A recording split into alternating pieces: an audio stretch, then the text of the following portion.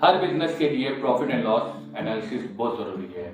वो कोई सा भी महीना हो, कोई सा भी महीना हो, हर महीने आपका प्रॉफिट एंड लॉस एनालिसिस लाजमी होना चाहिए। इसी तरह कैफे का भी हर मंथ क्लोज होना चाहिए। आपको पता होना चाहिए कि आपने क्या पाया और क्या खोया। उसके लिए प्रॉफिट एंड लॉस एनालिसिस के लिए सबसे पहले आपको ये मालूम होना चाहिए कि आपकी ग्रॉस सेल कितनी है। ग्रॉस सेल से मुराद ये होता है कि जिसमें आपकी हर तरह की सेल शामिल होती है।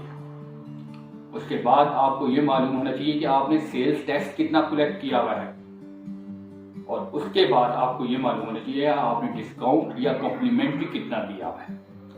जब आप ग्रॉस सेल में से कॉम्प्लीमेंट्री डिस्काउंट और सेल्स टैक्स को माइनस कर देंगे तो वो आपके पास आ जाएगी नेट सेल, जो एक्चुअल आपकी सेल कहलाती है। उसके बाद आपको ये मालूम होना चाहिए कि आपने ओपनिंग स्टॉक की अमाउंट कितनी थी आपके पास।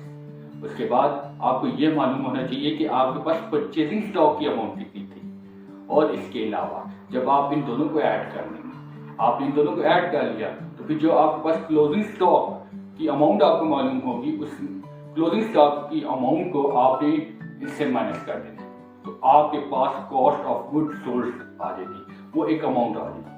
और जब आप उस अमाउंट को नेट सेल से माइनस करेंगे तो आपके पास एक ग्रॉस प्रॉफिट या लॉस की एक अमाउंट आ जाएगी। ये आपके पास अमाउंट आ गई। इसके बाद आपने इसमें से एक्सपेंसेस माइनस करनी है। जब आप इसमें से एक्सपेंसेस, जैसे आपके कुछ गैस के एक्सपेंसेस हैं, फिक्स एक्सपेंसेस हैं, सैलरीज हैं, और प्रिंटिंग एंड स्टेशनरी है, क्लीनिंग मटेरियल है, ये इस तरह के एक्सपेंसेस जब आप इससे माइनस करेंगे तो आपके पास नेट प्रॉफिट या लॉस की अमाउंट होगी।